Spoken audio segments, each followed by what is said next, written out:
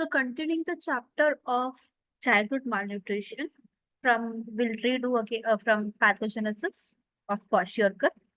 So in kwashiorkor, if you remember, it has edema. It does not have muscle wasting. Okay, muscle wasting is seen in marasmus. Okay, in kwashiorkor you see edema, swelling. Okay, so you have to focus more on protein when it comes to kwashiorkor. In marasmus, protein, fat, and carbohydrates. Three of the macronutrients you have to be focused on. But in kwashiorkor, you have to focus a bit more just on protein. Carbohydrates and fat, you don't have to think about much. Okay. Fat you have to reduce because fatty liver is seen in kwashiorkor. So inadequate for protein, what it does is that protein makes certain substances within the body that helps in the transportation of iron and fat. Okay. So when protein in the diet is too low, when it leads to malnourishment, you do not have transferrin. Okay. You do not have lipoprotein. Okay. So what happens is that it decreases. Even if the body is absorbing iron, there is no way the absorbed iron can go and form hemoglobin, red blood cells, and be stored in the liver. Okay, there is nothing that can help the absorbed iron to be transported. Okay, so definitely these children will get anemia. Their hemoglobin levels will drop down. Okay, lipoprotein level will drop down. So there is nothing to transport even the fat molecules. Okay, that's how it leads to hepatomegaly or enlarged liver. Hepatomegaly means enlarged liver. Okay, so fat droplets will be deposited on the liver. Okay, because there is no lipoprotein to move the fat molecules, fat globules from the liver to wherever it has to be. It has to be functional. Okay, so it accumulates on the liver. And when something accumulates on the liver will get inflamed. It will get larger in size. It will be fatty. Okay, so that's how the complications associated with liver will seep in. Is it clear?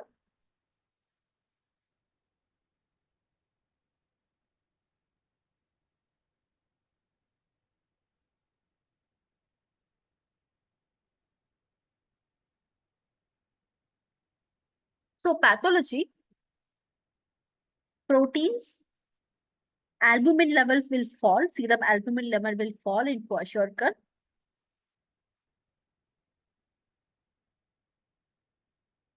Globulin level in will be maybe normal. Okay. Amino acids also will come down by 50%. Essential amino acids. Enzymes can also be low, normal to low. Sometimes some children may show normal range of enzymes. Some may show lower side.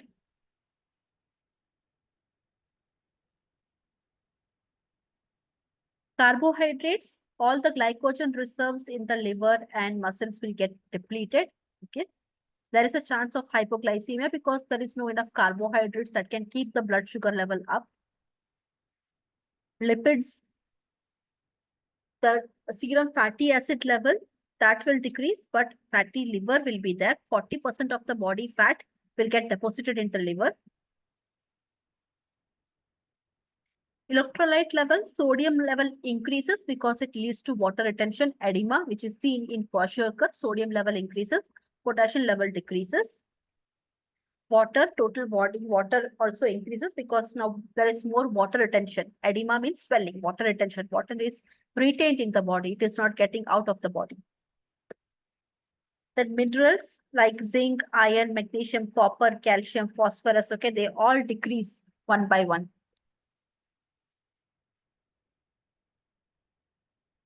Endocrine glands, they undergo atrophy, and atrophy means they get reduced in their size, okay, and cellular structure also reduces. So when endocrine glands reduce in size, they produce less hormone.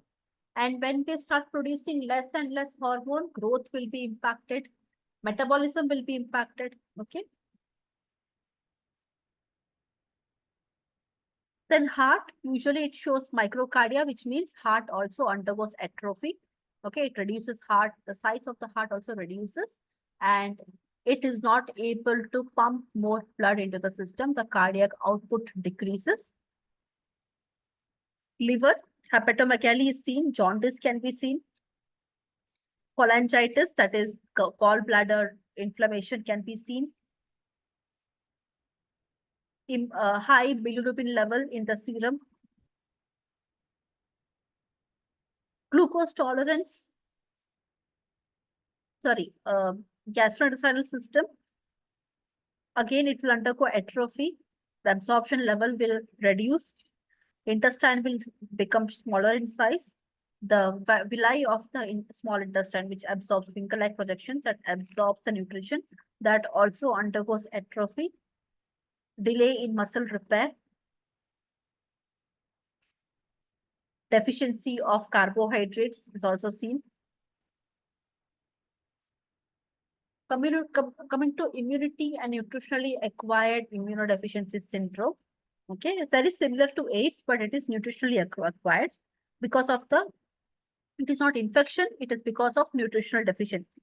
Okay, so malnourished children have become deficient in immunity as well, and these symptoms can be compared to AIDS. Okay, it is not AIDS actually. Okay, it's not the infectious AIDS, it is nutritionally acquired. Okay, immunodeficiency syndrome. It's not because of HIV virus, it's just because of malnourishment.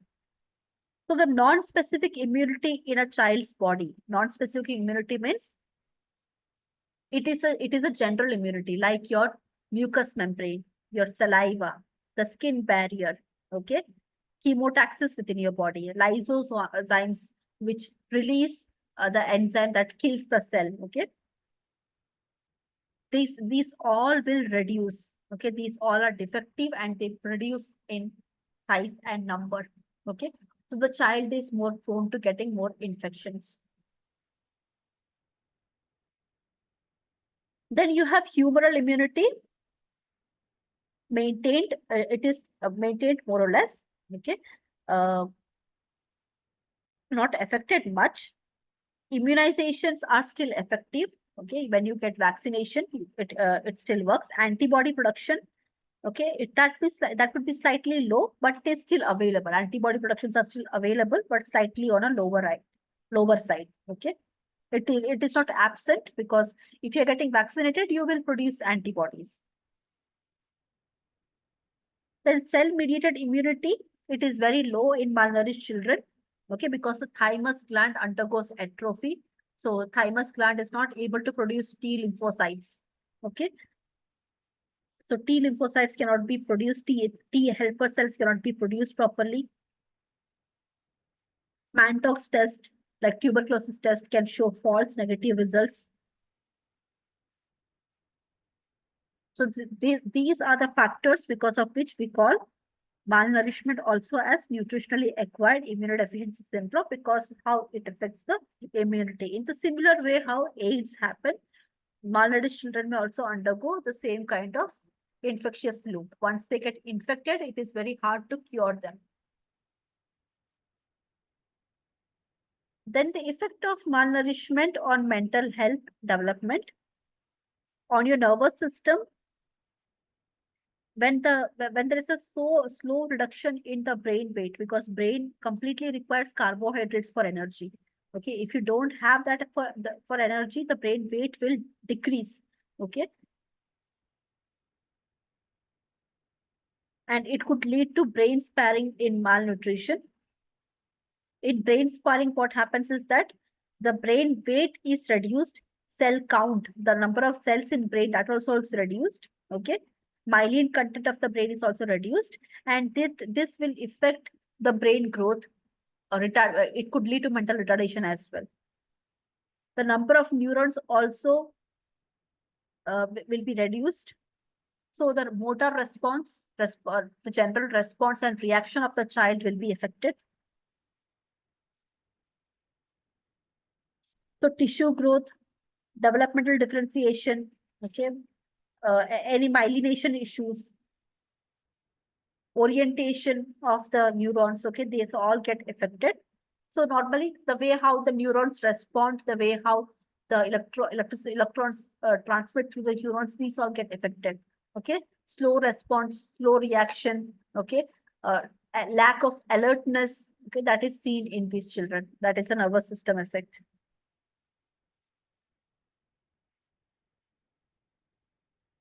Critical growth or period of the brain growth is affected in a negative way.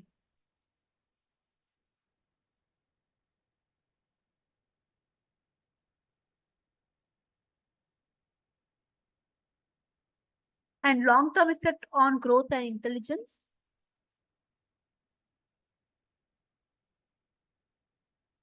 Long-term effect of on growth and intelligence. Uh, Permanent damage can be there, permanent impairment can be there, because if the brain cells or the neurons get damaged because of malnourishment, uh, it cannot be reversed. Okay, there are different stages. In the initial stages, if you treat the malnourishment, whatever damage has happened to the neurons or the brain cells, it can be reversed. But long-term damages, long-term effects cannot be reversed. The child will stay mentally retarded for the rest of its life.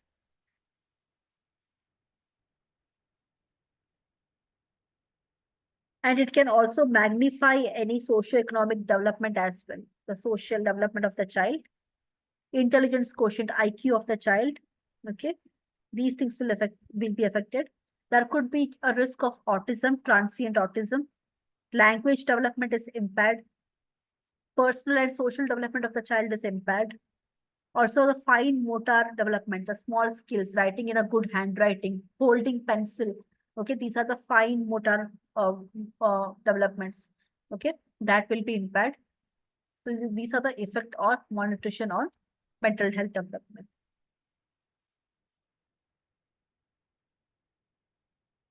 Morbidity and mortality in childhood. So in malnutrition, the most important and the basic hurdle is the triple M complex, that is malnutrition, morbidity, mortality. Okay, because of malnutrition, the child will frequently fall ill. Okay, so morbidity increases. And if the child is still malnourished during any illness, there is a risk of death.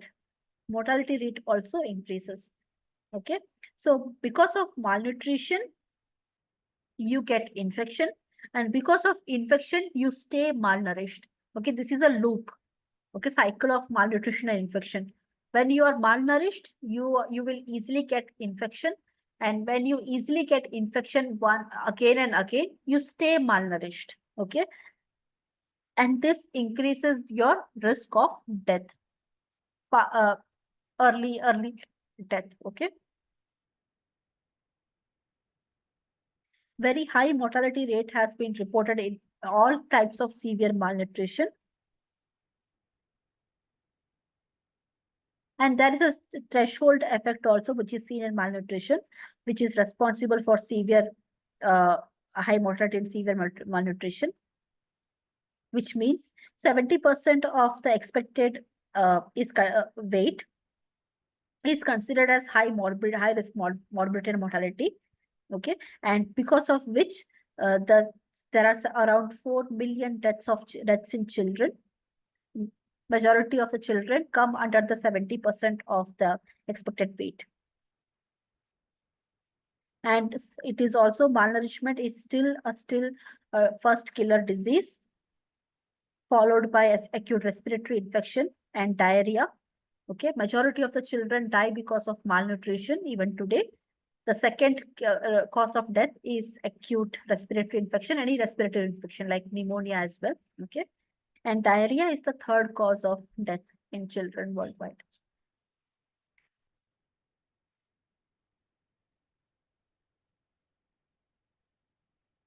Next, coming to the approach to malnutrition, how do you deal with malnutrition? There are basically two main approaches depending on the type of malnutrition. Okay, is it a complicated malnutrition or an uncomplicated malnutrition? So in complicated malnutrition, you require hospital admission. Okay, you have to be the child has to be taken care under a hospital based care. But if it is an uncomplicated malnutrition, the child can be given an OPD based diagnosis and treatment at home in Anganwadi or even in primary healthcare centers, a child can be taken care of. The child does not have to be admitted in the hospital in case of uncomplicated malnutrition. Okay, so ambulatory care means you take the child back to home. You visit the doctor, take the medications, take the nutritional supplements, and go back home. Okay, that is ambulatory care for those children without any complications. Okay, hospital care for marasmus and kwashiorkor with medical complications will be given. Okay, ICU care is also given, a critical care, and regular clinical management is done. Anthropometry is very important because weight for age, height for age, weight for a height, body mass index, mid upper arm circumference, chest circumference, head circumference, okay, they all come under anthropometry. Okay, so keeping a track of these measurements of child, okay, during its development is very important. Okay, identify malnutrition as early as possible is very important. So principles of management of malnutrition, it is same as uh, what we discussed in severe acute malnutrition as well.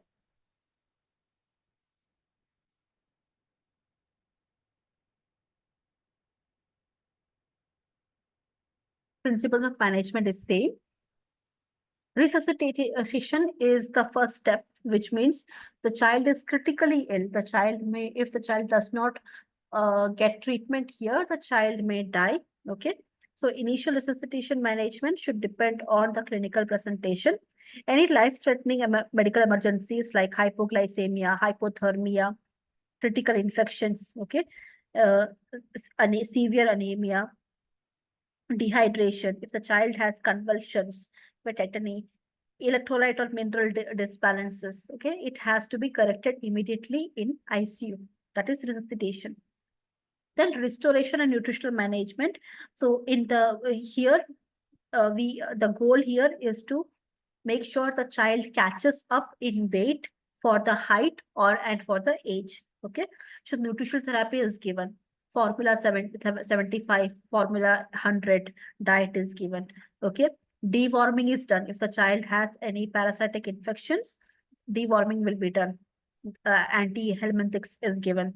Okay, the child will be put on IV therapy, intravenous fluid therapy. Okay, to replace the lost mineral vitamins, to correct dehydration. Okay, and rehabilitation is done, that is food supplementation is given. Okay, take home food supplementation from Anganwadi PHCs. Parents are taught how to take care of the malnourishment. Okay, what kind of food has to be given, menu plan is given to them. Okay, that is rehabilitation. Weight for age has to be maintained. Catch up has to be done. The child has to catch up with their peers. And finally, it is prevention. Prevention is based on the ICDS scheme, nutritional education, health promotion, okay, screening of children at a community level. So those all comes under prevention. So that's all about this chapter on childhood malnutrition, which is the big chapter, important chapter.